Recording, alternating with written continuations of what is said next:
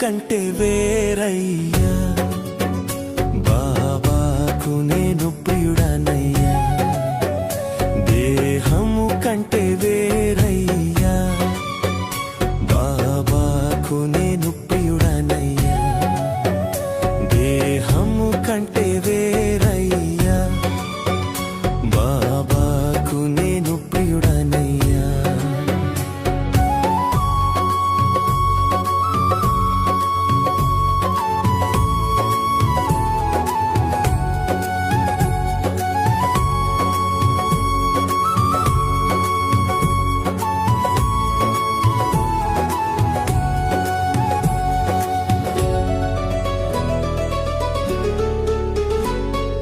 పరమధామము వదిలి ఒక్కనాడు ధరణికి నేను వచ్చాను.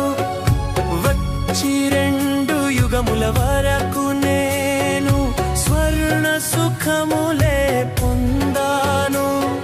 స్వర్ణ సుఖములే పొందాను. దేహము కంటే వేరయ్యా, బాబాకు నేను ప్రియుడనయ్యా. దేహము కంటే వేరయ్యా, బాబాకు నేను ప్రియుడనయ్యా.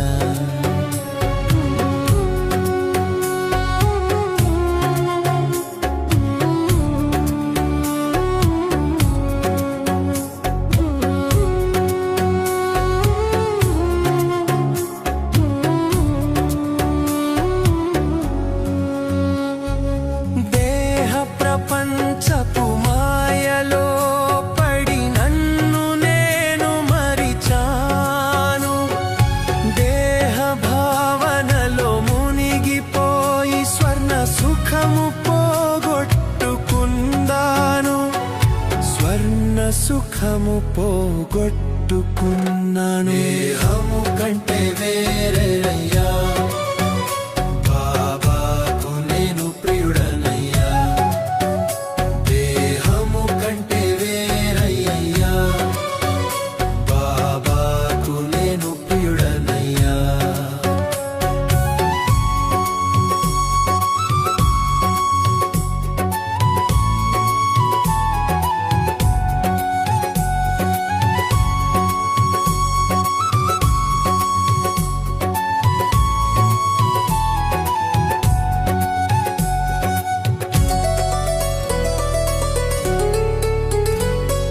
స్వయముగా శివ తండ్రి వచ్చిన పరిచయమే ఇచ్చారు. తన రూపమును నాకు తెలిపి నిజమైన ఇంటి దారి చూపారు. నిజమైన ఇంటి దారి చూపారు. దేహము కంటే వేరయ్యా, బాబాకు నేను ప్రియుడనయ్యా. దేహము కంటే వేరయ్యా, బాబాకు నేను ప్రియుడనయ్యా. దేహము కంటే వేరయ్యా, బాబాకు నేను ప్రియుడనయ్యా.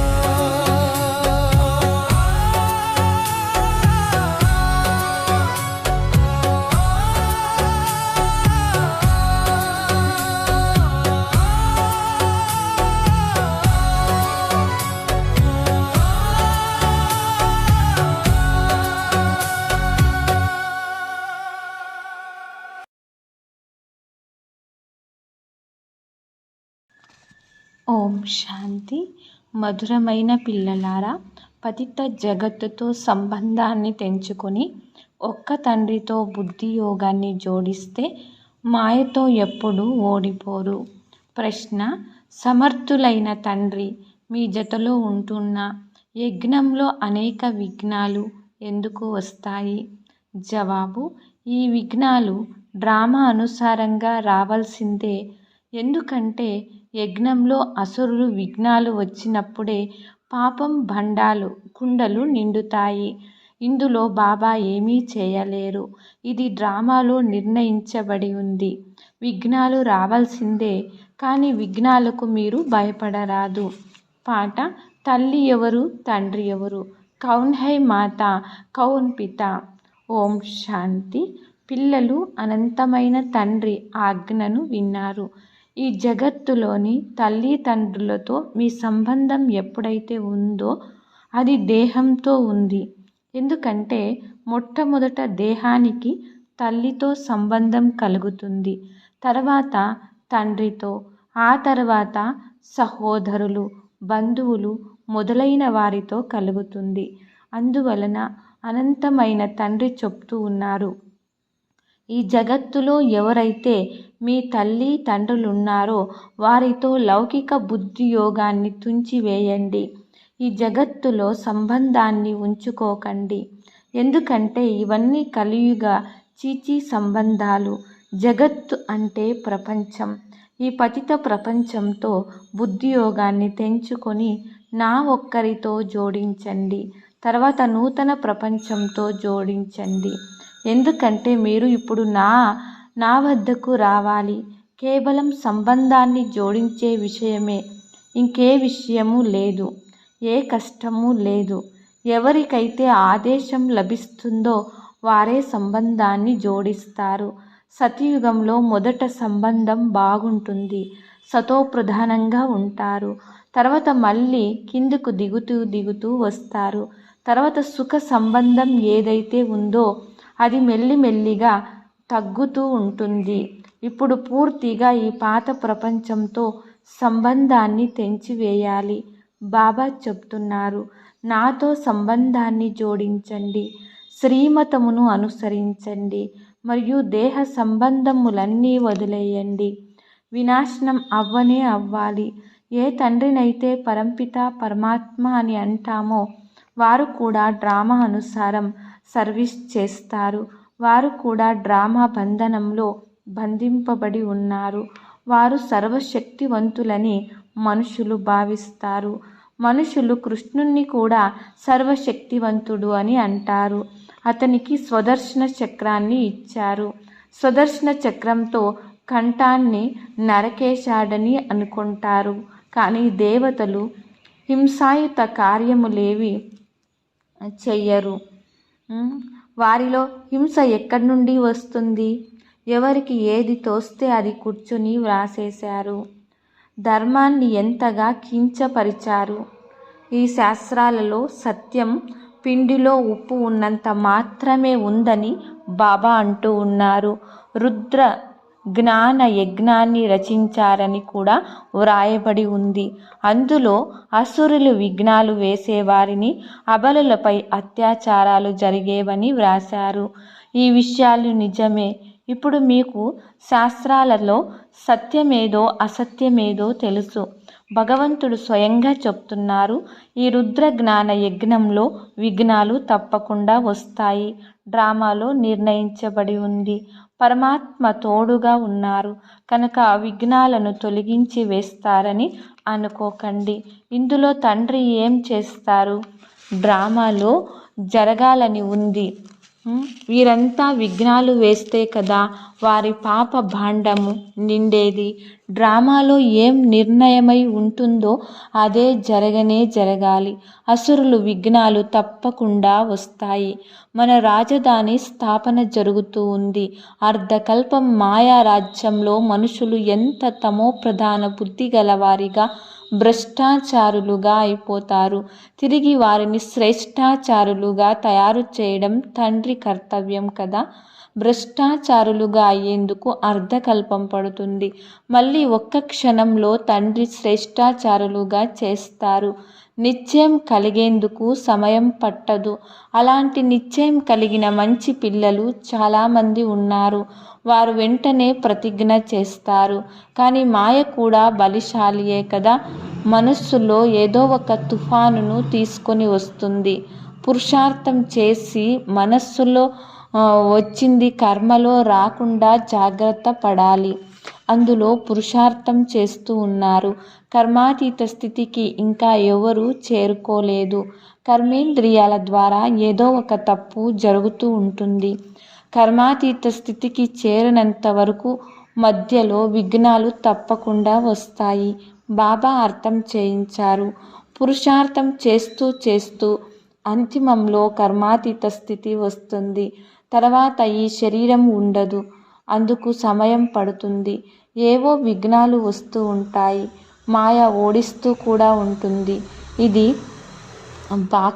మల్లం యుద్ధం, బాక్సింగ్ కదా. బాబా స్మృతిలో ఉండాలి అనుకుంటారు, కానీ ఉండలేరు. కొద్దిగా సమయం ఏదైతే మిగిలి ఉందో అందులో మెల్లిమెల్లిగా ఆ స్థితిని ధారణ చెయ్యాలి. జన్మించగానే ఎవరు రాజగా అవ్వరు. బాలుడు మెల్లమెల్లిగా పెద్ద అవుతాడు కదా. ఇందులో కూడా సమయం పడుతుంది.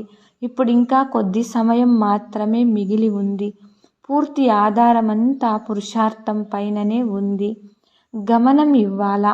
మనం ఎలాగైనా బాబా నుండి పూర్తి వారసత్వాన్ని తీసుకుంటాము. మాయను తప్పకుండా ఎదిరిస్తామని ప్రతిజ్ఞ చేస్తారు. అయితే మాయ కూడా తక్కువైనదేమీ కాదు. చాలా తేలికైన రూపంలో కూడా వస్తుంది. రుస్తంతో బాగా తీవ్రంగా పోట్లాడుతుంది. ఈ విషయాలు ఏ శాస్త్రాలలోనూ లేవు. పిల్లలైన మీకిప్పుడు అర్థం చేస్తూ ఉన్నానని తండ్రి చెప్తూ ఉన్నారు. తండ్రి ద్వారా మీరు సద్గతిని పొందుతారు. తర్వాత ఈ జ్ఞానము అవసరమే ఉండదు. జ్ఞానం ద్వారా సద్గతి జరుగుతుంది. సత్యుగాన్ని సద్గతి అని అంటారు. కావున మధురాతి మధురమైన పిల్లలకు లక్ష్యము లభించింది. డ్రామా అనుసారంగా వృక్షం పెరిగేందుకు సమయం పడుతుందని కూడా పిల్లలకు తెలుసు. విఘ్నాలు చాలా వస్తాయి. పరివర్తన కావలసి ఉంటుంది. గవ్వ నుండి వజ్రం వలె అవ్వవలసి ఉంటుంది. రాత్రికి పగులుకు ఉన్నంత వ్యత్యాసం ఉంది. దేవతల మందిరాలను ఇప్పటి వరకు కూడా నిర్మిస్తూ ఉంటారు. బ్రాహ్మణులైన మీరు ఇప్పుడు మందిరాలను తయారు చేయరు. ఎందుకంటే అది భక్తి మార్గం. ఇప్పుడు భక్తి మార్గము సమాప్తమై జ్ఞాన మార్గం జిందాబాద్ అవుతుంది, వర్ధిల్లుతుందని ప్రపంచంలో వారికి తెలియదు. ఇది కేవలం పిల్లలైన మీకు మాత్రమే తెలుసు. కలియుగం ఇంకా బాల్యావస్థలో ఉందని మనుషులు భావిస్తారు. వారి పూర్తి ఆధారమంతా శాస్త్రాలపై ఉంది. పిల్లలైన మీకు తండ్రి కూర్చొని అన్ని వేద శాస్త్రాల రహస్యాన్ని అర్థం చేయిస్తూ ఉన్నారు. తండ్రి చెప్తున్నారు, ఇంతవరకు ఏమేం చదివారో అవన్నీ మర్చిపోండి. వాటి ద్వారా ఎవరికీ సద్గతి కలగదు. ఇంతవరకు భలే అల్పకాలిక సుఖం లభిస్తూ వచ్చింది. సదా సుఖం లభించడం అనేది జరగదు. ఇది క్షణభంగరమైన సుఖము. మనుషులు దుఃఖంలో ఉంటారు. సత్యుగంలో దుఃఖానికి నామరూపాలే ఉండవని మనుషులకు తెలియదు. వారు అక్కడ కూడా అటువంటి విషయాలున్నాయని చూపించారు. అక్కడ కృష్ణపురంలో కంసుడుండేవాడు, అలా ఉండేది అని వ్రాసేశారు. కృష్ణుడు జైల్లో జన్మించాడని మొదలైన అనేక విషయాలు రాసేశారు. ఇప్పుడు శ్రీకృష్ణుడు సత్యయుగంలోని ప్రథమ రాకుమారుడు. అతడేం పాపం చేశాడు? ఇవన్నీ కల్పానికి ఇవన్నీ కథలు. అది కూడా బాబా సత్యం తెలిపించిన తర్వాతనే ఇప్పుడు మీరు అర్థం చేసుకున్నారు. తండ్రి వచ్చి సత్యఖండాన్ని స్థాపిస్తారు. సత్యఖండంలో చాలా సుఖం ఉండేది. అసత్యఖండంలో ఎంత దుఃఖం ఉంది. ఇదంతా మరచిపోయారు. మనం శ్రీమతాన్ని అనుసరించి సత్యఖండాన్ని స్థాపించి దాని యజమానులుగా అవుతామని మీకు తెలుసు. ఇలా మీరు శ్రీమతమును అనుసరిస్తే మీరు ఉన్నత పదవిని పొందగలరని తండ్రి అర్థం చేయించారు. మనము ఈ చదువును చదివి సూర్యవంశీ మహారాజా మహారాణిగా అవ్వాలని పిల్లలకు తెలుసు. శ్రేష్ఠ పదవిని పొందాలని అందరికీ ఉంటుంది. అందరి పురుషార్థము నడుస్తూ ఉంటుంది. మంచి పరిపూర్ణులైన భక్తులు తాము నమ్మిన దేవతల చిత్రాలను తమ జతలోనే ఉంచుకుంటారు. అప్పుడే వారికి పదే పదే గుర్తుకు వస్తుంది. బాబా కూడా త్రిమూర్తి చిత్రాన్ని జతలో ఉంచుకుంటే పదే పదే గుర్తుకొస్తుందని చెప్తారు. తండ్రిని స్మృతి చేయడం వలన మనం సూర్యవంశంలోకి వచ్చేస్తాము. గదిలో త్రిమూర్తి చిత్రం తగిలించి ఉంటే పదే పదే కనిపిస్తూ ఉంటుంది. బాబా ద్వారా మనం ఈ సూర్యవంశంలోకి వెళతాము. ఉదయం లేవగానే దృష్టి దానిపైకి వెళుతుంది. ఇది కూడా ఒక పురుషార్థమే. బాబా సలహా ఇస్తూ ఉన్నారు. మంచి మంచి భక్తులు చాలా పురుషార్థం చేస్తారు.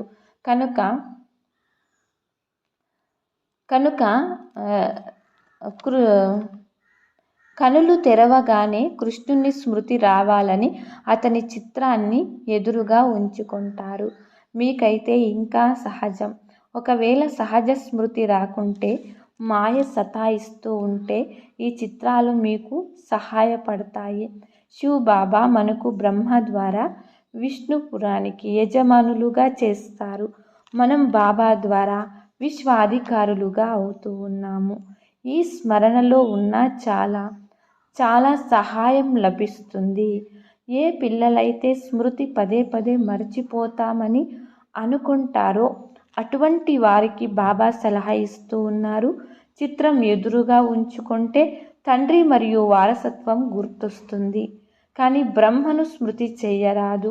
నిశ్చితార్థం, వివాహం చేసుకునేటప్పుడు మధ్యవర్తగా ఉన్న పూజారి గుర్తుకు రాకూడదు కదా. మీరు బాబాను బాగా స్మృతి చేస్తే బాబా కూడా మిమ్మల్ని స్మృతి చేస్తారు. స్మృతి ద్వారా స్మృతి లభిస్తుంది. ఇప్పుడు మీ ప్రియతముని కర్తవ్యం మీకు తెలుసు. శివునికి ఎంతమంది భక్తులున్నారు? శివ శివ అని అంటూ ఉంటారు. కానీ అది తప్పు. శివ కాశీ విశ్వనాథ అని అంటారు. తర్వాత గంగా అని అనేస్తారు. నదులు తీరాలలో వెళ్ళి కూర్చుంటారు. కానీ జ్ఞానసాగరు తండ్రి అని వారికి తెలియదు. బనారస్కు అనేక మంది విదేశీయులు మొదలైన వారు చూసేందుకు వెళ్తూ ఉంటారు. అక్కడ పెద్ద పెద్ద స్నాన ఘట్టాలున్నాయి. కానీ సర్వుల తండ్రి అయిన శివుని మందిరం చాలా ఆకర్షిస్తుంది. అందరూ వారి వద్దకు వెళుతారు. మందిరం ఎవరి వద్దకు వెళ్ళదు. మందిరాల్లోని దేవతలు ఆకర్షిస్తారు. అలాగే శివబాబా కూడా ఆకర్షిస్తారు. నెంబర్ 1 శివబాబా. తర్వాత ద్వితీయ నెంబర్లో ఈ బ్రహ్మ సరస్వతులు అనగా విష్ణు సో బ్రహ్మ. బ్రాహ్మణులే విష్ణుపురములో దేవతలుగా, విష్ణుపురంలోని దేవతలే బ్రాహ్మణులుగా అవుతారు. ఇప్పుడు మీ కర్తవ్యం ఇదే. ఇప్పుడు మనమే దేవతలుగా అవుతూ ఉన్నాము కనుక ఇతరులకు కూడా దారి తెలపాలి. మిగిలిన వారంతా అడవుల్లోకి తీసుకువెళ్ళేవారు. మీరు అడవి నుండి వెలుపలకు తీసే ఉద్యానవనంలోకి తీసుకొని వెళ్తారు. శివబాబా వచ్చి ముళ్ళని పుష్పాలుగా తయారు చేస్తారు. మీరు కూడా ఈ కర్తవ్యాన్ని చేస్తారు. ఈ విషయాలు మీకు మాత్రమే తెలుసు. మీరు చెప్పేది వినేందుకు రాజారాణులు ఎవ్వరూ లేరు. పాండవులకు 3 అడుగులు భూమి కూడా లభించేది కాదని గాయనముంది. తండ్రి సమర్థులు కనుక పాండవులకు విశ్వచక్రవర్తి పదవిని ఇచ్చేశారు.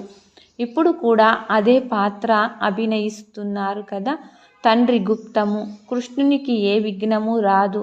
ఇప్పుడు తండ్రి వచ్చి ఉన్నారు. తండ్రి వద్దకు వచ్చి వారి నుండి వారసత్వం తీసుకోవాలి. దీని కొరకు శ్రమ పడాలి. రోజు రోజుకు కొత్త కొత్త పాయింట్లు వెలువడుతూ ఉంటాయి. ప్రదర్శిని ద్వారా అర్థం చేయిస్తే మంచి ప్రభావం ఉంటుందని గమనించవచ్చు.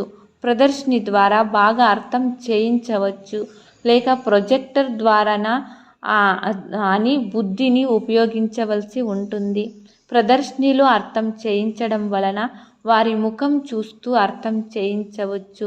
గీతా భగవంతుడు తండ్రి అని అర్థం చేసుకుంటే తండ్రి ద్వారా వారసత్వం పొందుకునే పురుషార్థము చేయాలి. 7 రోజులు కోర్సు ఇవ్వాలి. వ్రాసి ఇవ్వండి. లేకుంటే వెలుపలకు వెళ్ళగానే మాయ మరిపింపచేస్తుంది. మీ బుద్ధిలో మేము 84 జన్మల చక్రములో తిరిగాము. ఇప్పుడు వెళ్ళాలి. తమో ప్రధానం నుండి సతో ప్రధానంగా అవ్వాలి అని అనిపిస్తుంది. ఈ చిత్రాలు ఎప్పుడూ మీ జతలో ఉంచుకోవాలి. చాలా బాగున్నాయి. ఈ లక్ష్మీనారాయణులు ఈ రాజ్య భాగ్యాన్ని ఎప్పుడు ఎలా పొందుకున్నారో బిర్లా మొదలైన వారికి కూడా తెలియదు. మీకు తెలుసు కనుక మీరు చాలా సంతోషంగా ఉండాలి. లక్ష్మీనారాయణుల చిత్రాన్ని తీసుకొని ఎవరికైనా అర్థం చేయించవచ్చు. వారు ఈ పదవిని ఎలా పొందారు? ఈ విషయాలు బుద్ధి ద్వారా అర్థం చేసుకొని అర్థం చేయించే గమ్యం ఉన్నతమైనది. ఎలాంటి టీచర్గా ఉంటారో అలాంటి సర్వీస్ చేస్తారు.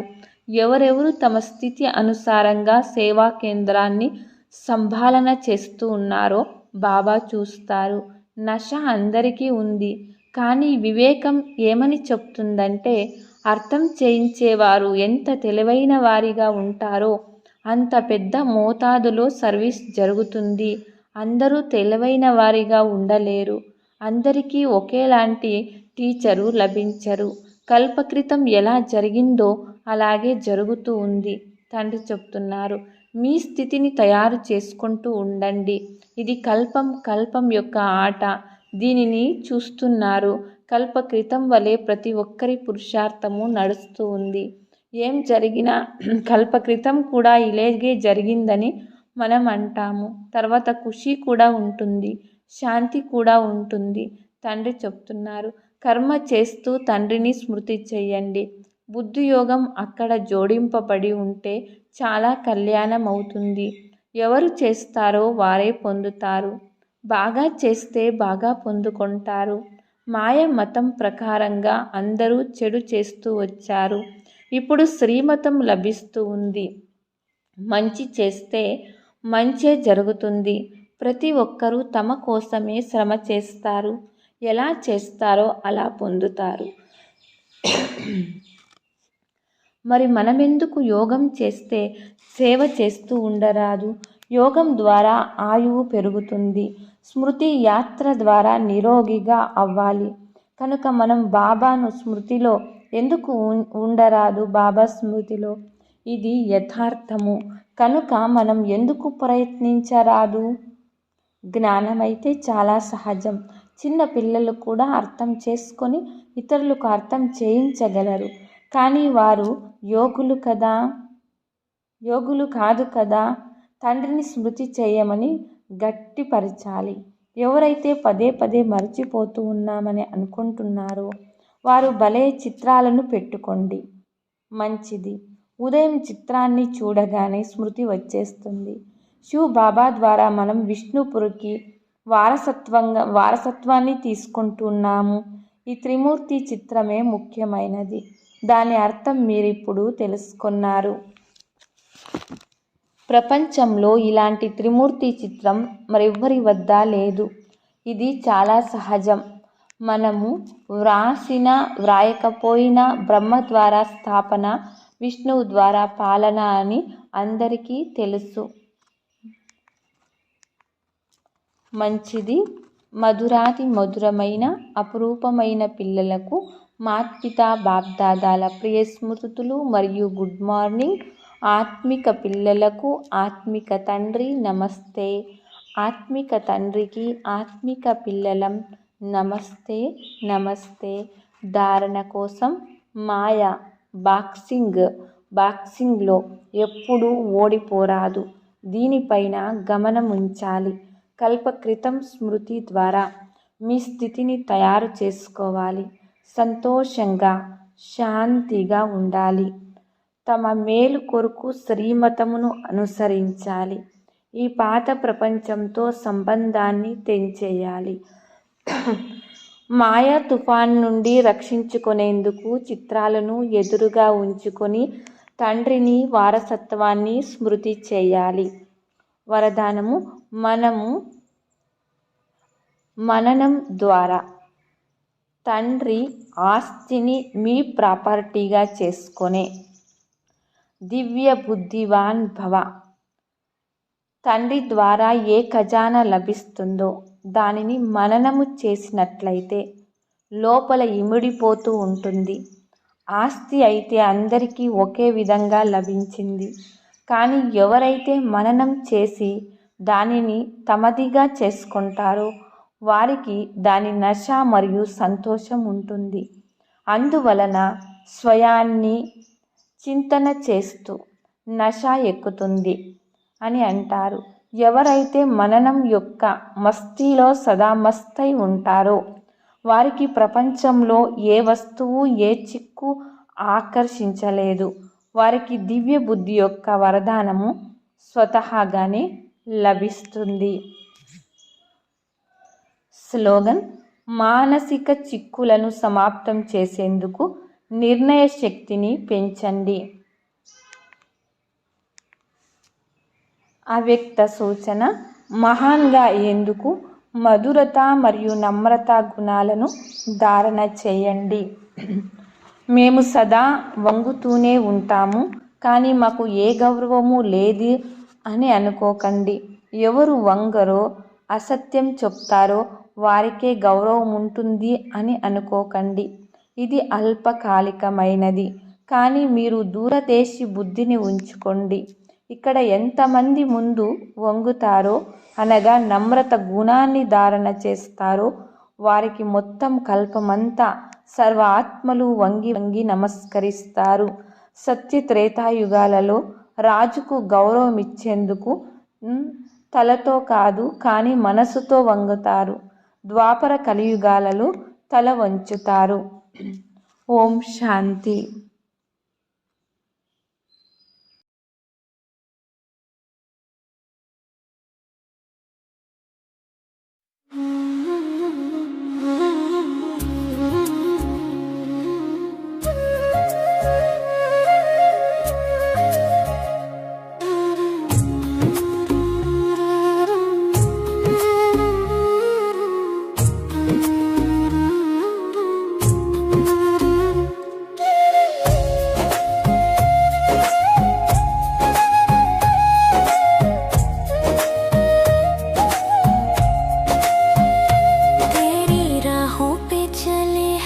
जग छोड़ के आए, माया के बंधन हम तोड़ के।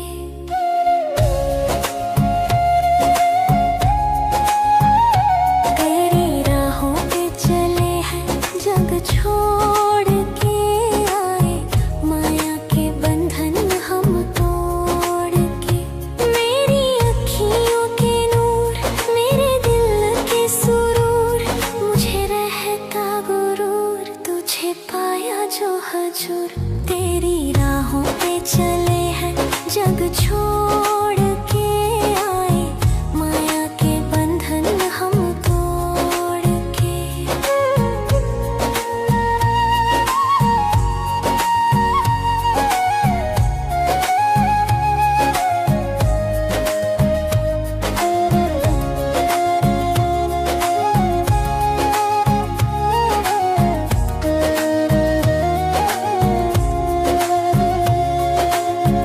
बनकर आए हम परवाने, बनकर आए हम परवाने। आस हमारी कोई न जाने, चुप सी चाहत ना पहचाने। दिल की लगी को दिल ही जाने। तेरी राहों पे चले हैं, जग छोड़ के आए, माया के बंधन हम तोड़ के। मेरी अखियों के नूर, मेरे दिल के सुरूर, मुझे रहता गुरूर, तुझे पाया जो हजूर। तेरी राहों पे चले हैं, जग छोड़ के आए, माया के बंधन हम तोड़ के।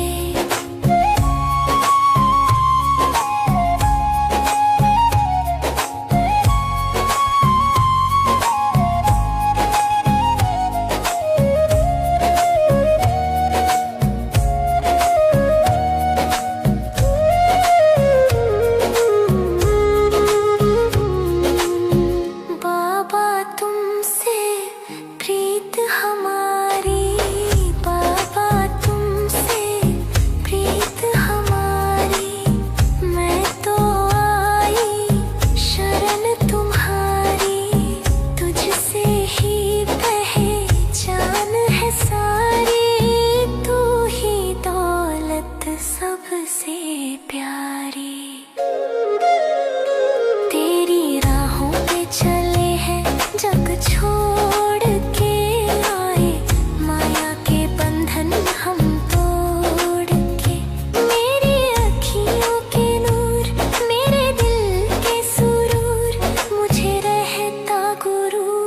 तुझे पाया जो हजूर, तेरी राहों पे चले हैं जग छोड़ के आए, माया के बंधन हम तोड़ के। तेरी राहों पे चले हैं जग छोड़ के आए, माया के बंधन हम तोड़